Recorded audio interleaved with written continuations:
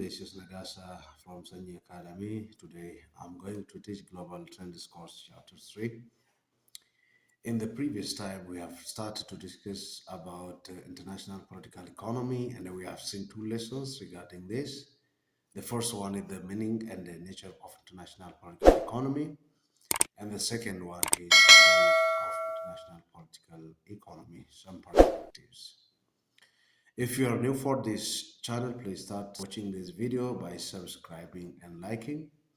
And if you are already a subscriber to this channel, start to watch this video by liking, sharing, and commenting so as to help others access this video and get the advantage of it. Besides, you can also use these social media links to get access to Sanya Academy, and they will lead you to the main channel so you can use them.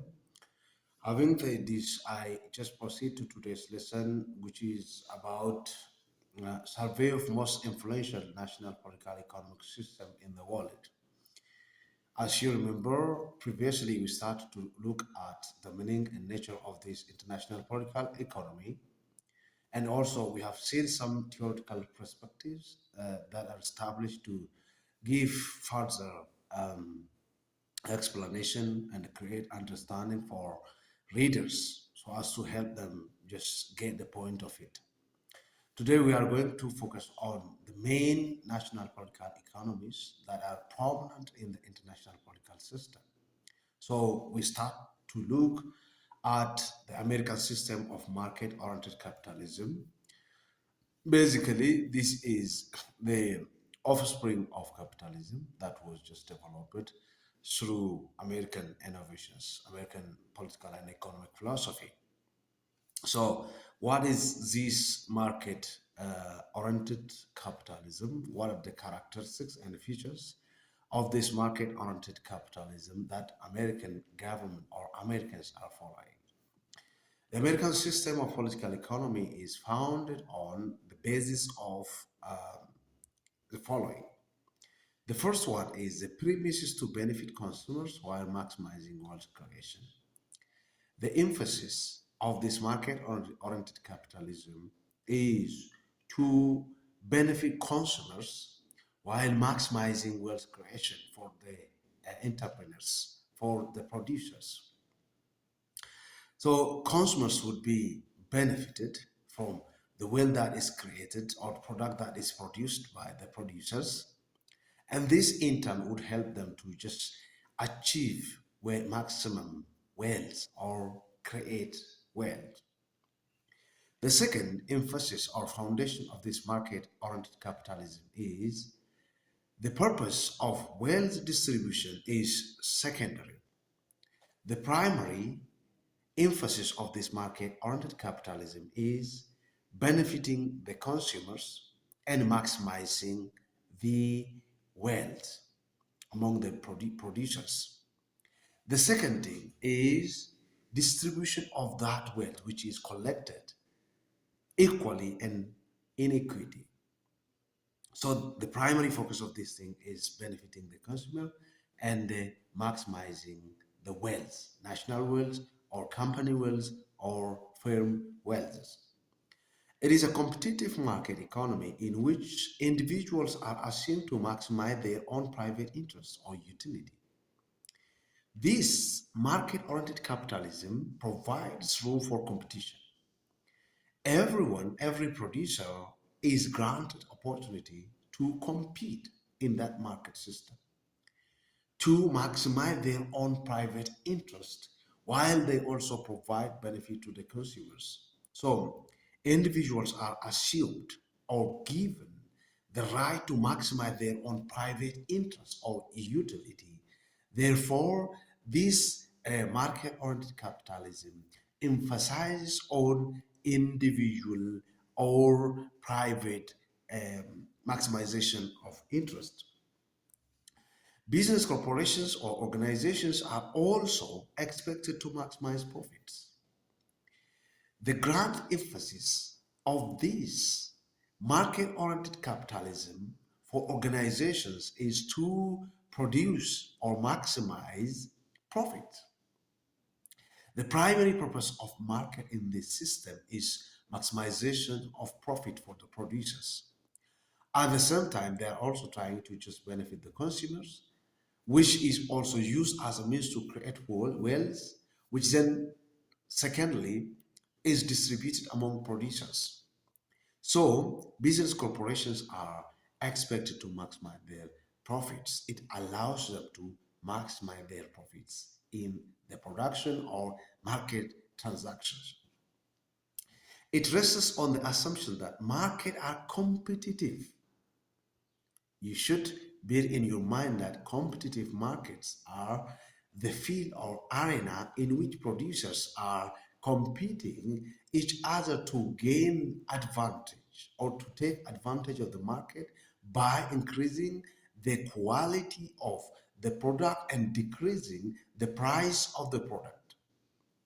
So if that competition is allowed in this market system, the system also protect or promote this competition through antitrust strategy. This antitrust strategy is intended to prevent companies from unfairly controlling prices and other policies. So there is no market monopoly.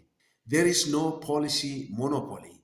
Markets, individual producers and corporations are expected to fairly control the prices of the product. So if there is a competition, it is only the means they have to use to gain more advantage by increasing the quality of the product and decreasing the price of the product.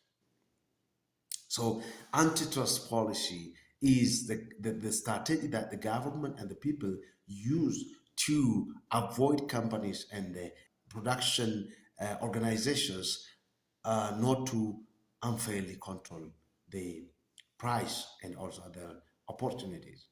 Almost any economic activity is permitted unless explicitly forbidden in this market-oriented capitalism. All forms of economic activities are permitted if they are not uh, publicly or openly forbidden by the law. The economy is assumed to be open to the outside world unless specifically closed. It is also open. The market in this system is open to outside world. They can bring their product to that market and get benefit and also improve the situation of consumers. But if it is closed openly, it doesn't allow. So market is open to everyone outside the country or outside wallet if it is if it is not openly closed. It emphasizes on consumerism, the culture of consuming products and wealth creation, which results in powerful pro-consumption bias. So this market-oriented capitalism is favoring consumption habit or consumerism. It encourages consumption. So it focuses on the consumers. It want to improve the culture of consuming products. So it is accused of favoring consumers by having these market-oriented capitalism opportunities that are just included in the system. The system is on another way called as managerial capitalism, or it is called as managerial capitalism. That means it only manages activity but does not interfere in the market so as to manipulate the opportunity that are there. So market decision is basically in the hands of individuals, buyers and sellers. So it is only the capitalism style that manage the economic process. The second one is Japan's system of developmental capitalism. Japan's system of developmental capitalism is another capitalism form or national political economy form from which various countries have adopted policies and strategies to improve their economy. So, what is the distinct characteristics of this Japanese type of developmental capitalism? We have seen the market-oriented capitalism of the United States of America, and now we are going to look at the developmental capitalism of Japan. In Japan, The economy is subordinate to the social and political objective of the society. Here, you need to understand that um, the social and political objective of the society is run and supported by the economy. So it has to serve the purpose of social and political objective that the society want to maintain in its existence or in its practices. The goals have been making the economy self-sufficient and catching up with the West. That means the goal of this developmental capitalism of Japan is to produce an economy which is self-sufficient nationally at Japan level, at national level, and also catching up with the economy of the West, which is highly growing. So to catch up or to get equal status with the Western economy. This ambition meant in the pre-World War, second, it was to build a strong army and becoming an industrial power. Before World War II, the goal of Japanese economy was to build a strong army in the world, number one. The second was to become industrial power. So this was why the Japanese economy was much emphasized on this one.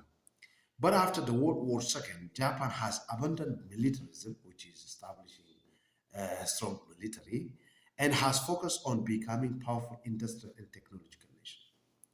After the World War II, they changed their goal that they want to become powerful industrial and technological nation. That is why developmental type of just capitalism was chosen by this system. These political goals have resulted in national economic policy characterized as neo-mercantilism. So this developmental capitalism allowed the government to intervene in the economy. The government is endowed and also supported to intervene in the economy so as to just avoid market imperfection and also manage the market decision making that the government has to do. So it is characterized as neo mercantilism. That means the revised or modified type of mercantilism because it involves this economy, advocates the state assistance in the economy, regulation, and protection of specific industrial sectors. The primary purpose of mercantilism is to maintain home industries from or protect home industries from abroad industries or investment because infant industries would be affected as a result of that competition. So infant economies, infant industries cannot compete with foreign investment companies that are advancing in technology, production, and human resource. So this new mercantilist type of developmental capitalism allowed the state to involve to assist the economy, to regulate the economy, and also protect industries from domination of outside industries or factors.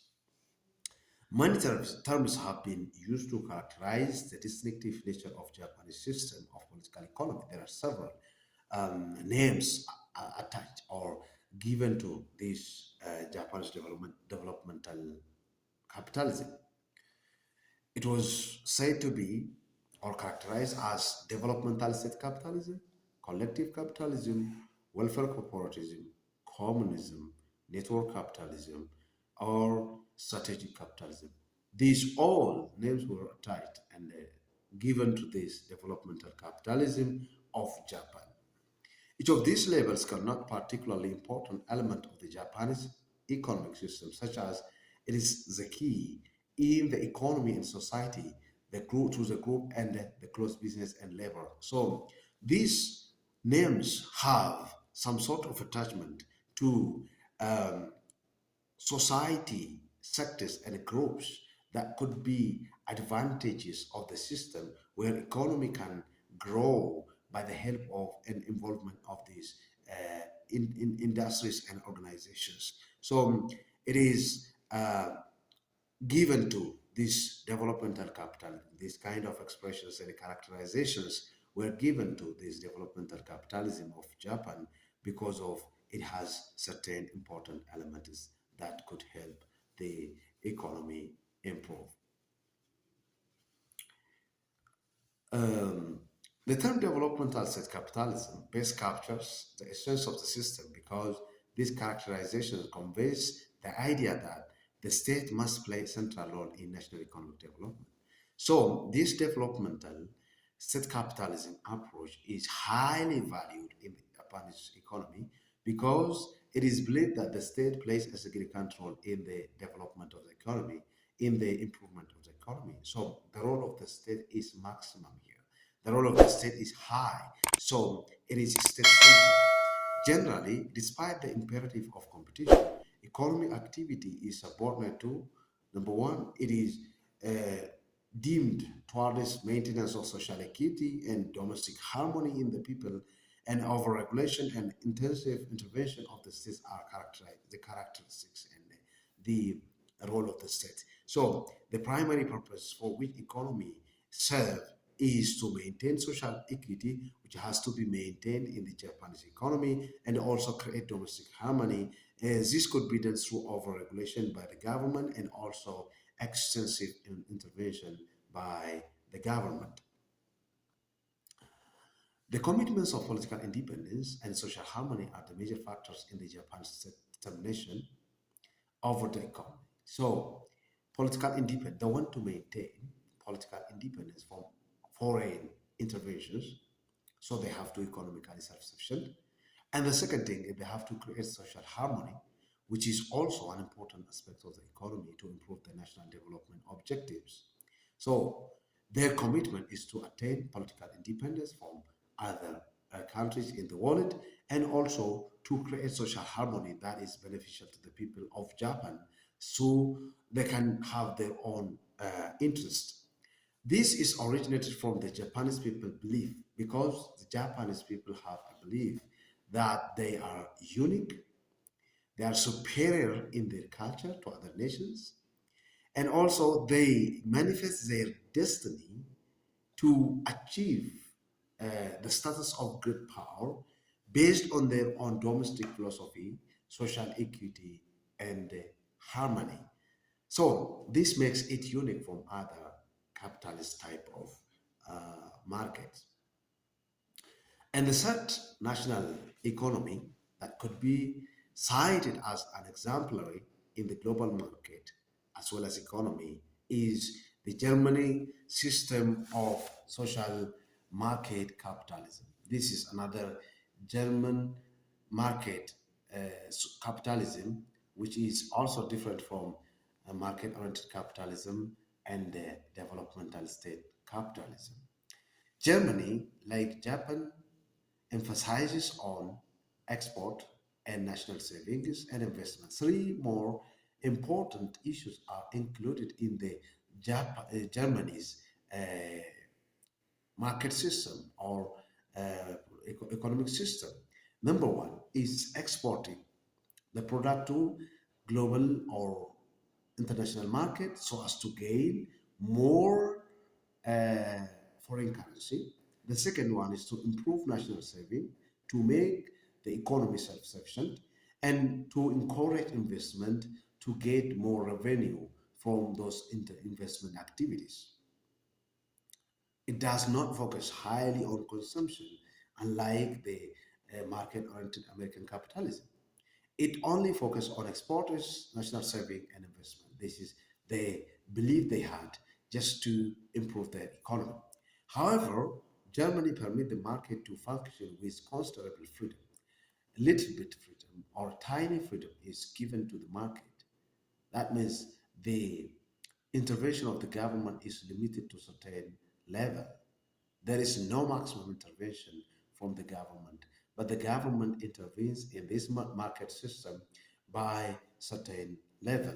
Less interventionist type of um, policy is advocated in this case. So Japan advocates the maximum intervention of the state, while this Germany permits less freedom, at least certain freedom for the market to operate independently.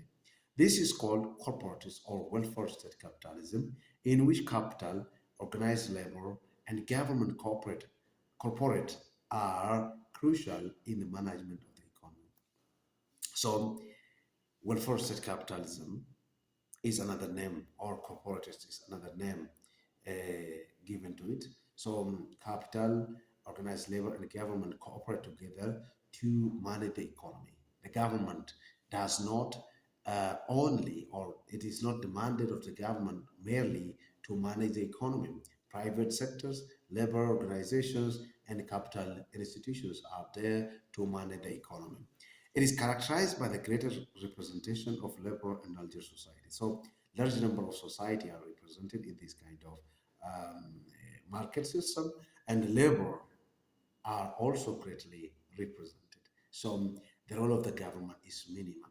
So, market is at least operating on certain level of independence in which the government is giving freedom for the market.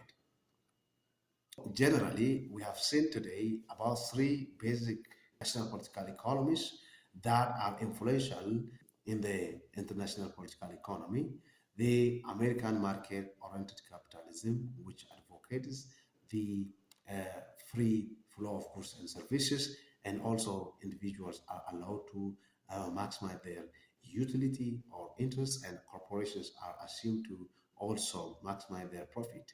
So there is a competitive type of market in which individuals play their significant role, but the government is not allowed to intervene in the market unless some sort of market imperfections are deemed to be corrected by the government.